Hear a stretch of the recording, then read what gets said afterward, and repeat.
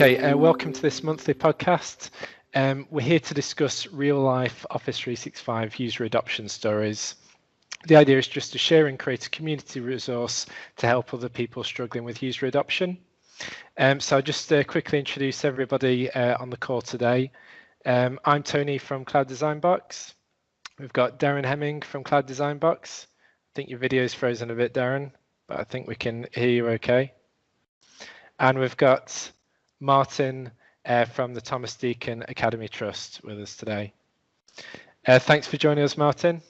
My pleasure, no problem at all. So I don't know if you want to start off by giving us a bit of a background behind the sort of challenge that you faced with user adoption in your situation. Okay, so I'm the head of ICT for a small but growing trust in Peterborough. We've got 5 schools at present, but a large number of students, approaching 4,000 students. We came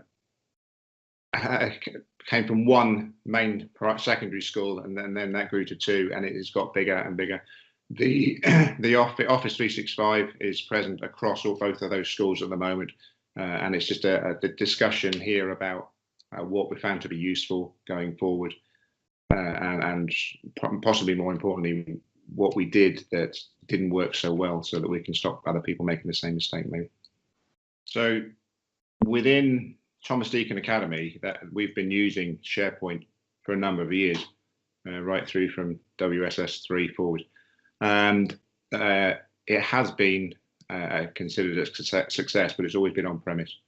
We're trying to move everything into the cloud, and along the way into doing that, it has been a vision that we've maintained all the way through, and somewhere where we want to be, but actually achieving it has been different to what the vision was. So we're not 100% of the way there now, but we're a long way further than where we were when we started. And I feel that some of the experiences that we have would benefit others, so that at least if they don't fall down the same pitfalls that we do, they could benefit from knowing how we found strategies to approach those particular issues. Did you find the user adoption was okay with the SharePoint on-premise? Was it the move to the cloud, or was it just user adoption in general? The user adoption on-premise was toggled with a complete shift. It was a brand new school, and everything was put in with that. And that makes your battle a lot easier, actually, because if you have to do something, then there's a number of things changing around you at the same time that will affect teaching and learning and the school admin. So it's a lot easier to slide it into what is already a busy environment.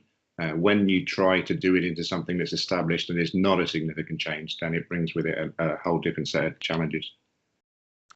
Okay, so what methods did you sort of try to sort of increase user adoptions? What were sort of the biggest challenges and the biggest wins that you found? So to increase the user adoption, I read a number of papers about what should in theory work, and they all had something in common, which was to start at the top, and that's exactly where we started within the trust. At the time, the board were using a system to share documents among themselves, and I suggested that there may be an alternative way of accomplishing the same thing, but not saying in particular that it was a better way, just saying that there may be another way of working that brings with it some advantages for them. And they were receptive to this. They took it on board, and they said, okay, let's engage in some training. And we did some very short training with them. Training is a challenge that we'll talk about later on anyway, but it was very short, and it covered the specific, the Lego building blocks, if you like, the ABC of the alphabet, that they needed to know at that point in time. And then they were sold. They saw that there were benefits to doing it. Now, following on from that, I carried on down, if you like, or parallel, with the CEO, and engaged in training with the CEO, and then the principals among the schools within the trust. Some of them were adopting it anyway and were using it, and it was good to see, because I could use their experiences to sell it elsewhere. And some were not already using it, and it was a case of giving them some training. It was the same thing. It was the same building blocks, which I repeated, and it's a proven formula now that I can replicate. and can probably share, because it is effective, and it's not aiming too high. It's doing literally the small bits that are common throughout all of Office 365, and using them, where it's relevant and where there's an effect. And from there, we've just moved on down through the structure of the school, starting from the top. And when I got down to the director level, there were some discussions in public places that, fortunate to hear people having difficulties and suggesting that there may be solutions that we can offer. And they dovetail quite nicely with their requirements. So 10 minutes spent with them again. They then went out and they had their own discussions, and then things really start snowballing from there going forward. That's 3 or 4 layers down from the top. Starting at the other end, there was some very keen interest in a number of departments within the school where they wanted to see what it would do for them. They had difficulties doing some of the things they wanted to do within the school, within the curriculum. They wanted to share some resources, and they were not working particularly well the way that they wanted to. Some new staff came in, brought with it some new ideas. And so in some specific areas, particularly maths and in the area of ADIT, they very receptive to looking at new things and new challenges, and can adapt to working with new technology quite easily. They pushed it out amongst their areas. By this time we're looking at Teams, so it's the relatively recent times, but they are using it, and it's not the same formula that goes out everywhere. It's the right thing for the right need. Which might not be the same thing for everybody. So some people may be using Teams, and some people may just be creating and sharing documents. And I guess how do you work out what are the right bits for the right people? You've got to know your audience, really. You've got to know who you're working with. And I think that's the only real way that it's going to work. You have to know how people tick and what their problem is that they're trying to solve. If you go in with a solution to a problem that they don't know they've got or they haven't got, then they won't change.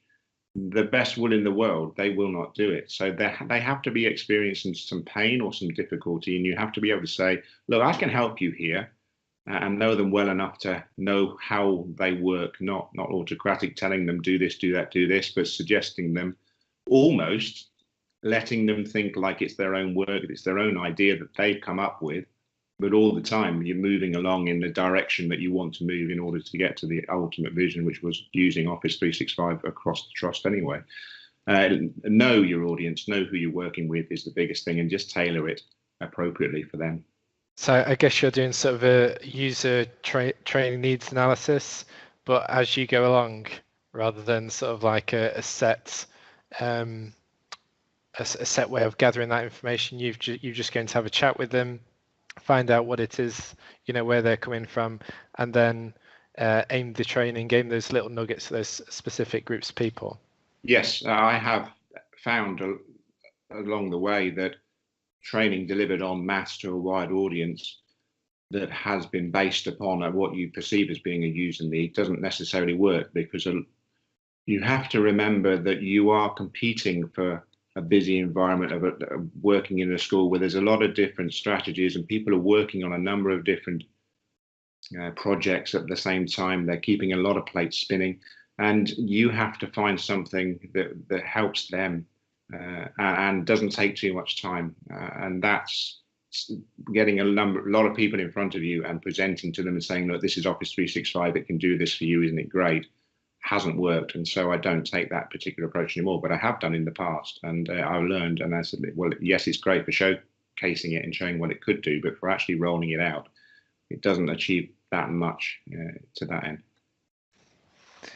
So in terms of training, how was that structured? Again, was it more of a casual sort of thing where you introduce those little nuggets one bit at a time, or was it more formulated?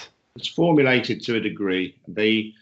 Every single activity that you do within Office 365, pretty much without exception, all rotates around creating a document and knowing where it is and like saving it, if you like, being able to find it again, and then ultimately sharing it. If we're doing coursework and we're sharing it with students, it's the same thing that we're doing. We create a piece of work, we share it with one or more students, and then you want to go back and find it later on. So it really is going back to the very simple things. And my first 10-minute slot with absolutely everyone is, okay, this is how you log in when you're in school and when you're at home. And I direct everyone to the lowest common denominator that's common for everyone, regardless of where they are.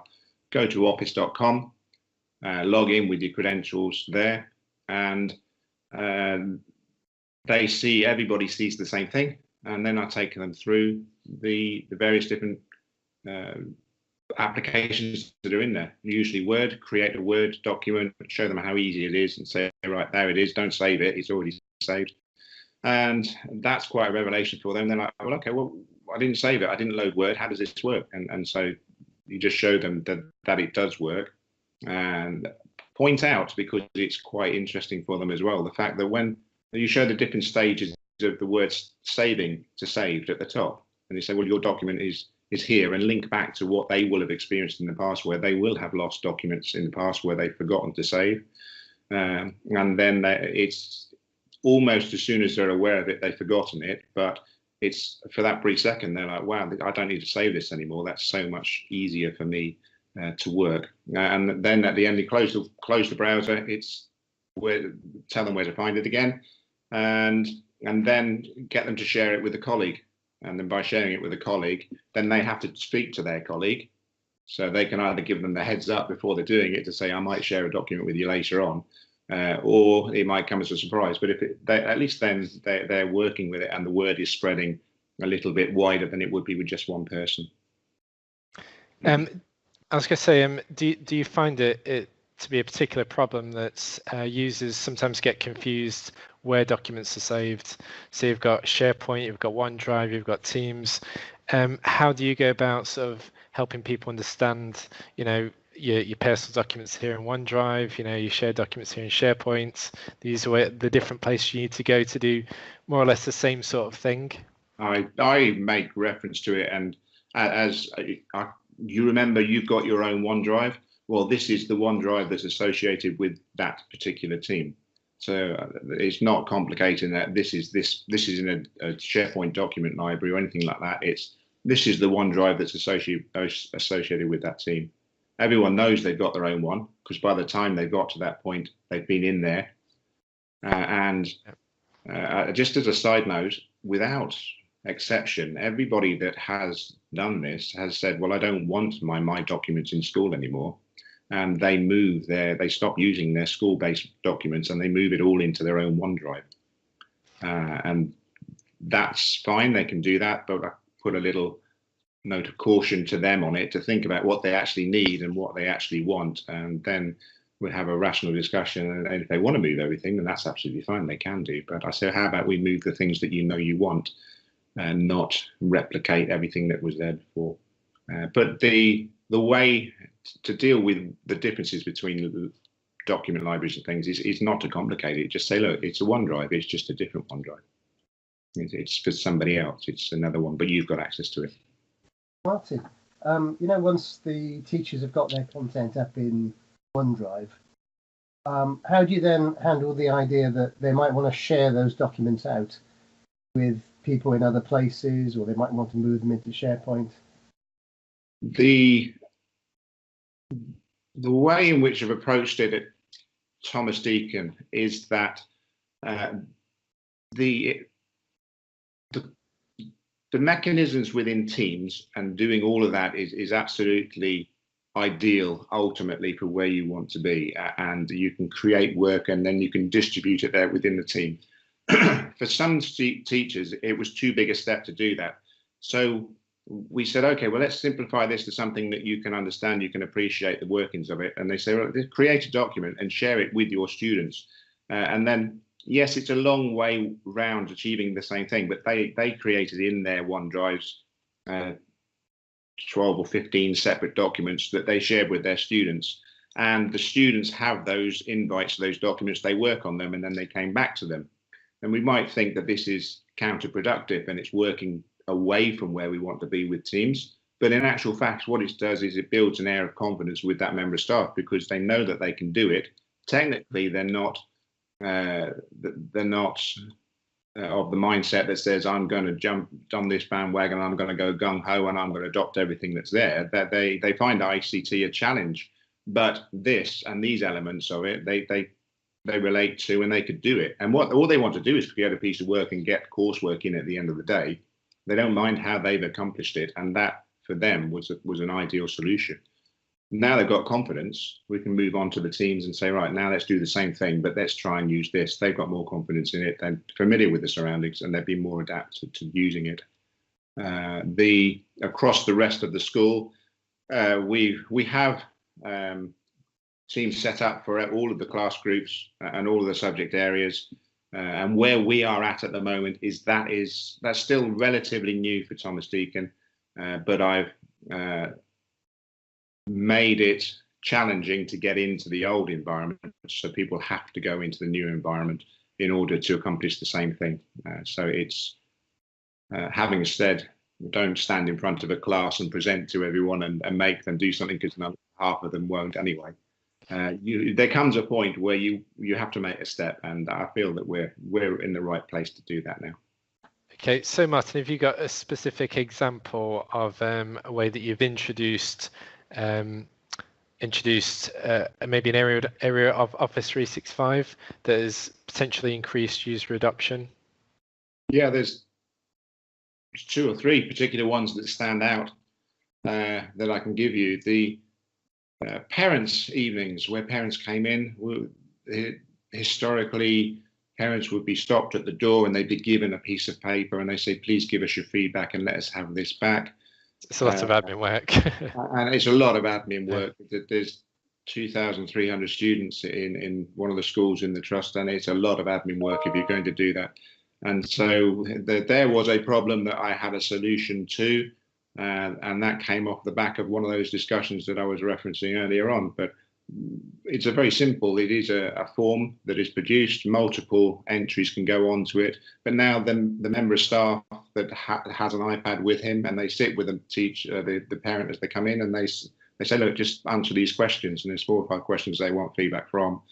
There and then it's a live snapshot, and then when the next parent comes in, they use the same form, but they just put different data on it for the different parent.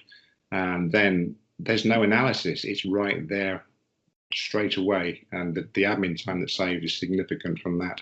Another example, Friday quiz. A lot of schools have quizzes where they engage the students and keep them abreast of topical affairs, if you like, by doing this. Used to be a paper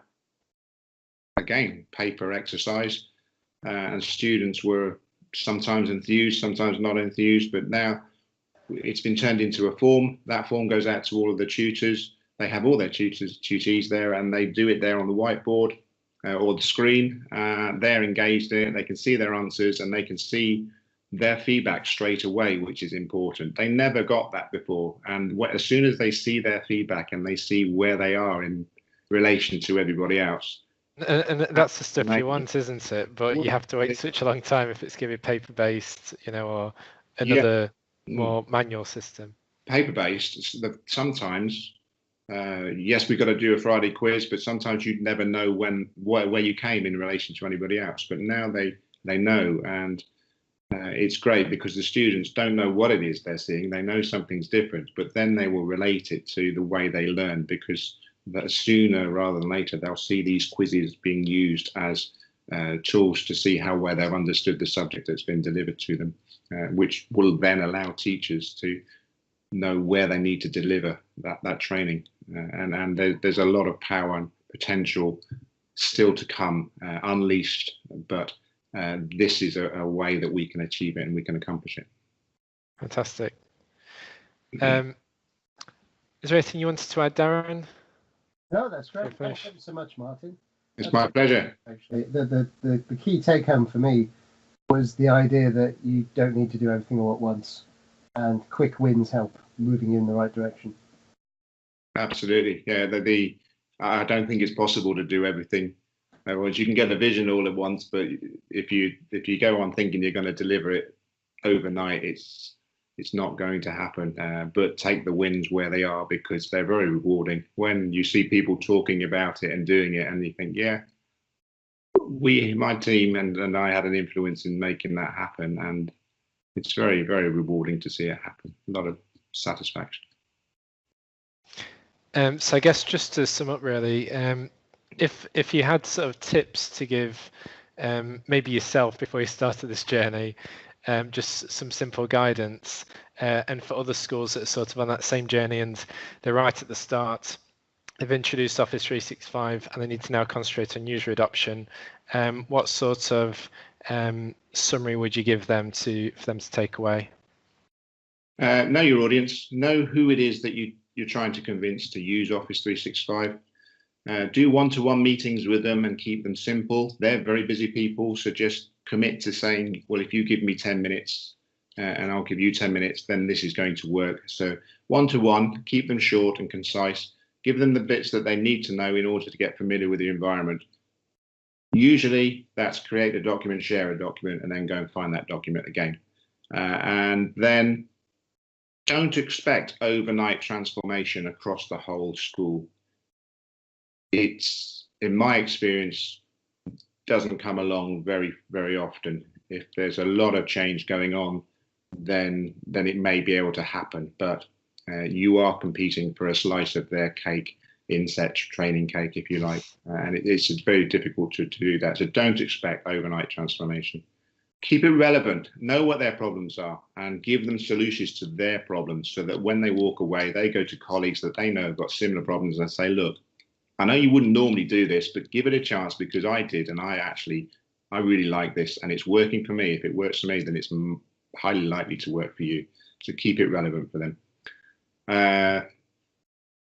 Those are the biggest wins that you can do, actually. And also start at the top. If you don't start at the top in terms of the structure of the school that you've got, then there's no incentive for anybody to do it elsewhere. They have to be seeing people to do it before they will do it themselves. Is also another thing that I have found. Okay, thanks for your time, Martin. Really useful. I'm sure loads of people get a lot out of hearing about how you've introduced some of those tactics in the school as well. We'll share this video on our YouTube page, and we'll try and do them monthly. We'll probably get in another guest as well, so we can get a nice mixture of how different people have approached it, what the wins are, some more great examples like that example at the end there as well. Okay. But thanks for taking the time to speak to us today. My pleasure. No problem at all. Anytime. Thanks, Martin.